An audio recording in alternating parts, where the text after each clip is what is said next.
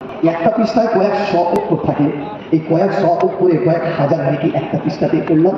বাচ্চা পড়ে দুটো হাত তুলে আল্লাহর কাছে বললাম, এই একটা পৃষ্ঠা কোরআন করলাম, এর যতটুকু নেকি হয়েছে আমার জন্মদাতা পিতা, আমার গর্ভধারিণী মার কবরটুকু পৌঁছে দাও, আমার মায়ের কবরে সোয়াবটুকু পৌঁছে দাও। খোদার কসম, বাচ্চার বলতে দেরি হবে, সোয়াব কবরে গিয়ে যেতে দেরি হবে না। বলুন সুবহানাল্লাহ।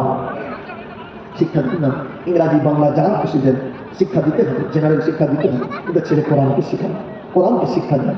ইনশাল্লাহ আপনি দেবেন, কোরআন শিক্ষা দেবেন, সকলে চেষ্টা করবেন। আপনাদের গ্রামে যখন সন্ধ্যাবেলা আমি ঘুরছিলাম হুজুরের সঙ্গে, তখন ছেলেরা, গ্রামের ছেলেরা কেরাত করছিল, কেউ বায়ান করছিল, শুনতে ভালো লাগছিল যে সত্যি গ্রামের ছেলেরা অনেকে কোরআনওয়ালা আছে, কোরআন করছে, ভালো লাগছে।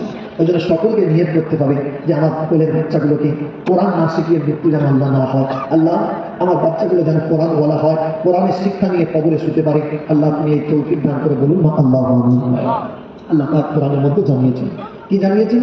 ইন্নাল্লাযীনা ইয়াতলুনাল কিতাবাল্লাহ। আল্লাহ কোরআন শুনুন, রাত গভীর হয়েছে, কোরআন মধুর বাণীটা কেমন শুনুন। আল্লাহ নবী যখন ঘুমিয়ে থাকতেন, আল্লাহ পাক ডাকতেন, ইয়া আইয়ুহাল মুযাম্মিল কুমিল লাইলা ইল্লা কালিলা নিসফাহু আও ইনকুস মিনহু কালিলা আও জিদ আলাইহি ওয়া রাত্তিলিল কুরআন তারতিলা।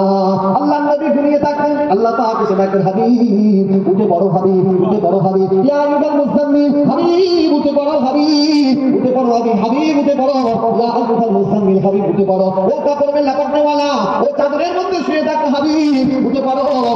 কি করবো আমি উঠে, এখন অনেক বাকি আছে। আল্লাহ আল্লাহ পাক জানিয়ে যাবি, ইয়া আইয়ুহাল মুযাম্মিল কুমিল লাইলা ইল্লা কালিলা নিসফাহু আও ইনকুস মিনহু কালিলা আও জিদ আলাইহি ওয়া রাত্তিলিল কুরআন তারতিলা।